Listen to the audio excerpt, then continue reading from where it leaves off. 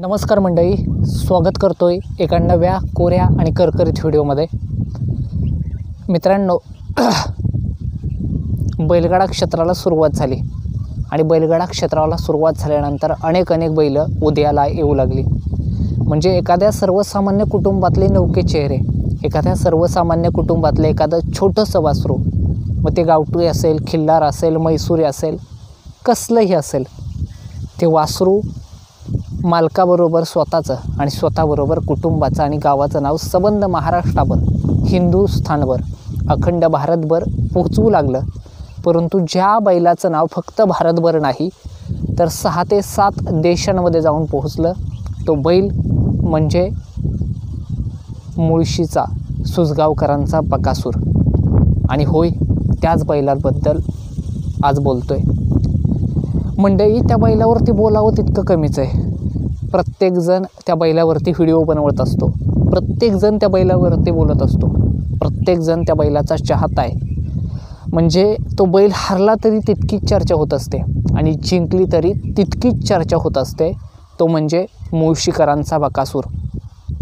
मूर्ती लहान आहे, एखाद्या गावठी गाईप्रमाणेच 4, 4.5, फक्त 5 फुटाचा तो बैल असेल. म्हणजे एकदम बारक्या मूर्तीचा बैल, म्हणजे दिसायला सुद्धा अगदी साधा, कुठं खिल्लार नाही, कुठं काय नाही, अगदी गावठी, अगदी गावठी. म्हणजे रानामाळात हिंडून येणाऱ्या जशा गायी असतात तसं ते बैल.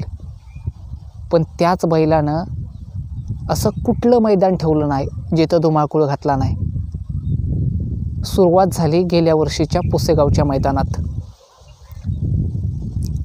सोनारपाड्याचा हिंदकेसरी म्हणून, चतुर्थ हिंदकेसरी म्हणून ओळखला गेलेला सोन्या, सबंध महाराष्ट्राचं अस्सल पांढरं सोनं, ज्या बैलाचे चाहतेसुद्धा कमी नाहीत.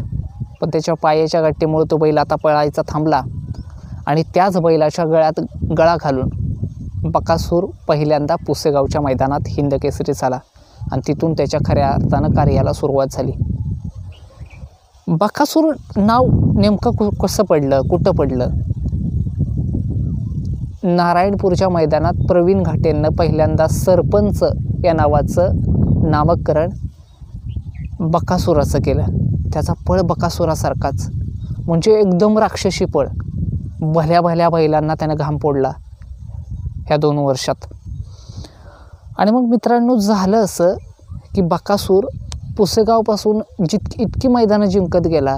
पेडगावचं हिंदकेसरी असेल, कोरेगावचा आदत एक बैल ते हिंदकेसरी असेल, पुन्हा कोरेगावचं ओपन हिंदकेसरी असेल, रुस्तुमे हिंद असेल, पेडगाव हिंदकेसरी, सरदार भापकर हिंदकेसरी असेल, अशी कितीतरी मैदानं बकासूरनं जिंकली आणि कितीतरी किताब स्वतःच्या नावावरती करून घेतले.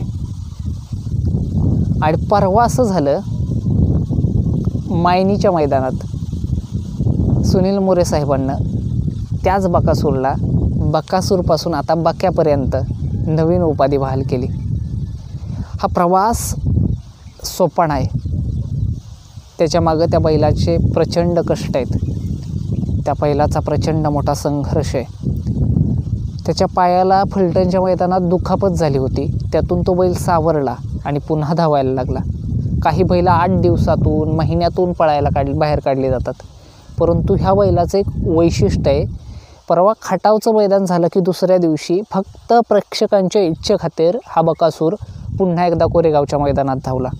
म्हणजे 2 दिवसाच्या, 4 दिवसाच्या फरकावरती हा बैल पळत असतो आणि तरीसुद्धा प्रेक्षक त्याच्याकडून अपेक्षा ठेवून बसलेले असतात आणि प्रत्येकाची अपेक्षा तो बैल पूर्ण करत असतो.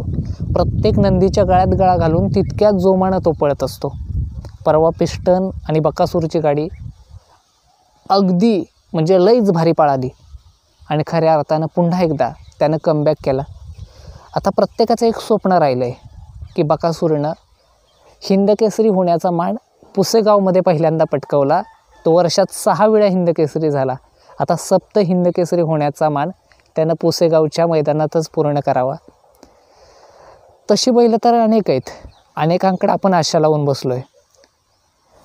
मग अनेकांची स्वप्न पूर्ण करणारा सप्तहिंद केसरी किंगमेकर सुंदर असेल, बलमा असेल, भारत असेल, मथुर असेल, बबे असेल, पिस्टन असेल, वाखिरीकरांचा बादल असेल, लक्ष्मणराव असेल, रोमन असेल, बैजा असेल, लारा असेल, हिंदकेसरी बाजी असेल, अशी कितीतरी बैल आहेत, घरणिकीचा राजा असेल. हे सगळे ह्या वर्षीच्या पुसेगावच्या हिंदकेसरी मैदानाचे दावेदार आहेत. आणि तरीसुद्धा अनेकांना असं वाटते की ह्या वर्षीचा हिंदकेसरी होण्याचा मान बकासूरलाच मिळावा. सर्जा असेल गौतम भैयांचा, म्हणजे रणजित निंबाळकर सरांची ती नवीन खरेदी, कॉकटेल असेल, अशी कितीतरी चांगली बैल आहेत सध्या. असो, या बैलांपैकीच एक कोणतरी हिंदकेसरी होणार आहे. रायफल असेल,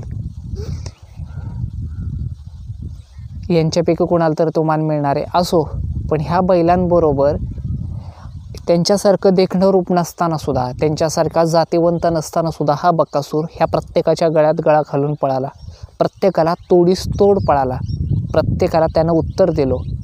ते विरोधकांना असेल किंवा मग स्वतःच्या बैलगाडी शौकीनांमधील त्याच्या चाहत्यांना असेल, प्रत्येकाच्या विचाराला, प्रत्येकाच्या प्रश्नाचं उत्तर म्हणून बकासूर उभा राहिला.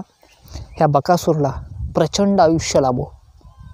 त्यानं मोहिलच्या प्रत्येक इच्छा, आकांक्षा, अपेक्षा पूर्ण करो.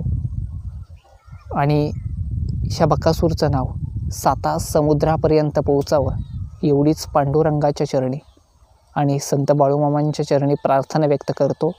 कारण त्या सुजगाव आणि मुळशीमध्ये एकदाच बकासूर घडणारे, त्यांनी किती जरी घडवण्याचा प्रयत्न केला तरी तो बकासूर त्या मुळशीच्या खोऱ्यात पुन्हा एकदा घडणार नाही. आणि म्हणून जोपर्यंत आहे तोपर्यंत त्या बकासूरनं तुमची, माझी आणि संबंध महाराष्ट्रातल्या प्रत्येक बैलगाडी शौकीनांची आणि त्याच्या चाहत्यांची इच्छा पूर्ण करावी. आणि ती इच्छा पूर्ण करण्यासाठी परमेश्वरानं त्याला पाहिजे तितकं बळ, पाहिजे तितकी स्फूर्ती, इच्छाशक्ती आणि जिंकण्याची एक नवी ऊर्जा द्यावी, एवढाच या व्हिडिओचा उद्देश समजा. भेटूयात अशाच एका नव्या व्हिडिओमध्ये, एक नवा कंटेंट, एक नवा विषय, एक नवा आशय, एक नवा नंदी आणि ग्रामीण जीवनाचा एक नवा प्रश्न. तोपर्यंत जय महाराष्ट्र मित्रांनो.